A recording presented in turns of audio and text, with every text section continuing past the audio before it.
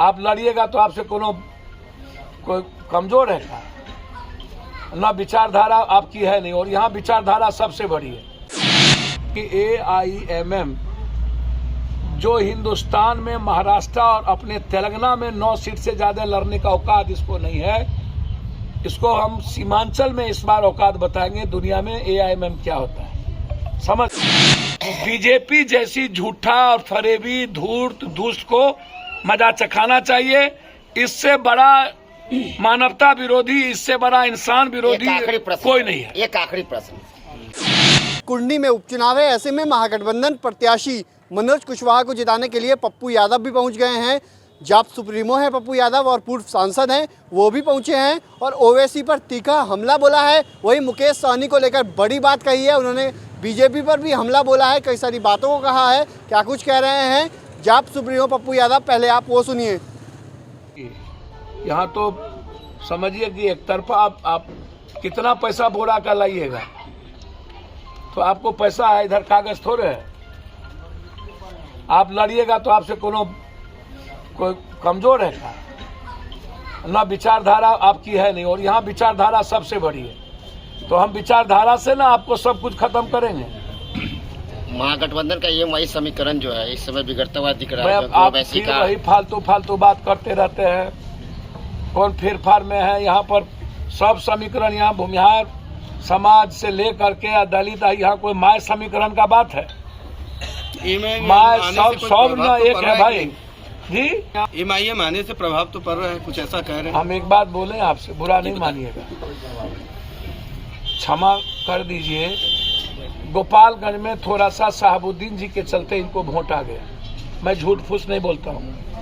AIMM का कोई औकात मुराद नहीं है। गोपालगंज में शहाबुद्दीन जी के कारण, चूंकि उनको तकलीफ थी तो हो सकता है गलती हो गई हो हम लोग से, तो हम लोग उसको हमेशा सुधार कर लेते हैं। शहाबुद्दीन जी हम लोग के मित्र हैं, भाई रहे, और उनका सम्मान पूरे हमारे मन में है, जीवन में है, उसमें कहीं कोई बात नहीं है कि AIMM जो हिंदुस्तान में महाराष्ट्र और अपने तेलंगाना में 9 सीट से ज्यादा लड़ने का औकात इसको नहीं है।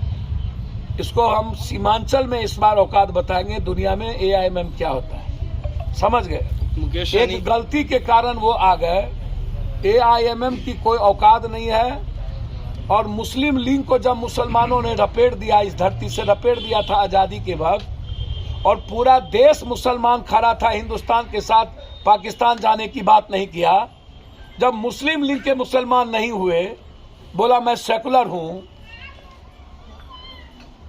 लेफ्टिनेंट गवर्नर पाकिस्तान ने कहा अब्दुल हमीद को मैं तुम्हें लेफ्टिनेंट बनाऊंगा। उसने कहा भारत का सिपाही रह करके लड़ेंगे, लेफ्टिनेंट नहीं बनेंगे। क्या कहते हैं आप?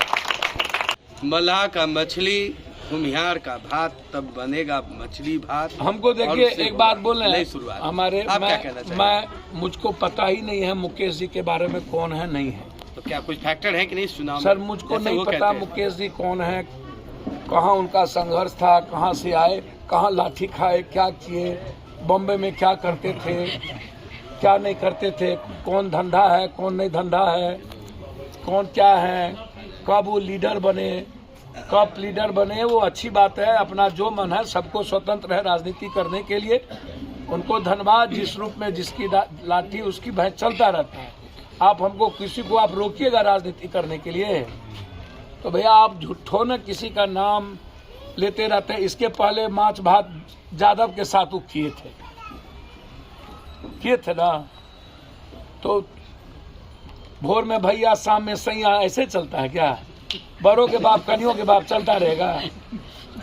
हाँ, गिरगिट के तरह हम विचारधारा बदलते रहे। तो भैया हमरो मन है मुख्यमंत्री बनने का, तो कल हम दोगला होंगे तो मुख्यमंत्री हो जाएंगे। था नेता बिहार भर में जहाँ भी कुटनी में जितना लोग मरे थे, हम गए थे ना, सबको पैसा दिए थे ना, कि और कोई आया था? एक घटना घटी, मर्डर हुआ था तो हम गए थे ना। 3 घटना में कोई मर्डर, कोई घटना है कुटनी में जहाँ पप्पू यादव ना गया हो? जिस तरह से आप तो अब हमको मन में हमको क्या अपने मियाँ मिट्ठू बन जाए तुरंत?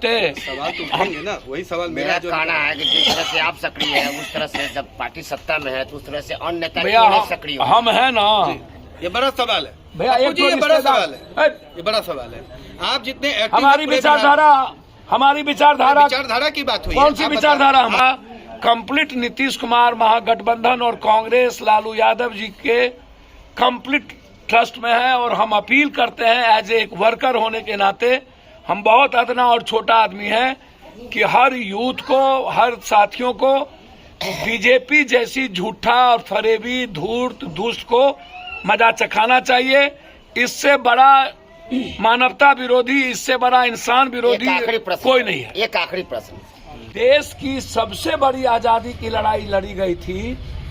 अब हिंदुस्तान में आम आदमी को लोकतंत्र और संविधान बचाने की आजादी से बड़ी लड़ाई लड़नी होगी। इसको सादे कागज पर आप सब लोग लिख लीजिए। और जिसकी शुरुआत देश के एकलौते उस व्यक्ति ने शुरू की जिसने अपने दादी को शहीद होते देखा, अपने पिता को शहीद होते देखा और बिना डर के 1600 किलोमीटर भारत की पदयात्रा कर चुका और 5 महीने में उनको लाखों करोड़ों भारत से नफरत खत्म करने की हिम्मत और संविधान और लोकतंत्र बचाने की हिम्मत कांग्रेस के लीडर राहुल गांधी ने जिस तरीके से लाखों सारे चैलेंज और डर के बाद पूरा देश आज राहुल गांधी के पीछे और भारत जोड़ो यात्रा और देश के संविधान बचाने राहुल जी के पीछे हो न। भारत को रियल भारत बनाने के लिए लोग आज सड़कों पर है। यह चुनाव संविधान और लोकतंत्र बचाने का चुनाव है। यह चुनाव जो काम नीति बार बार ये कहता है, कौन सा हमको कभी कभी समझ में नहीं आता। नीतीश कुमार ने नौकरी वाले को दे दिया, नीतीश कुमार ने नौकरी वाले को दोबारा दे दिया। हम बीजेपी वाले से पूछना चाहते हैं, नीतीश कुमार मुख्यमंत्री थे कि तुम्हारा नाना मुख्यमंत्री था?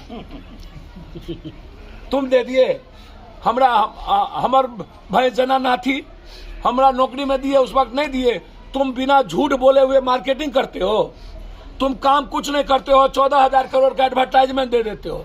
और नीतीश कुमार नौकरी देके दोबारा पत्र बांट दिया तो तुम्हारे पेट में दर्द कायल होता है?